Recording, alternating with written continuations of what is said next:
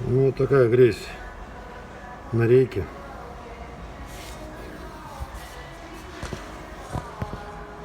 На шарики. Скорее всего, вода попадала.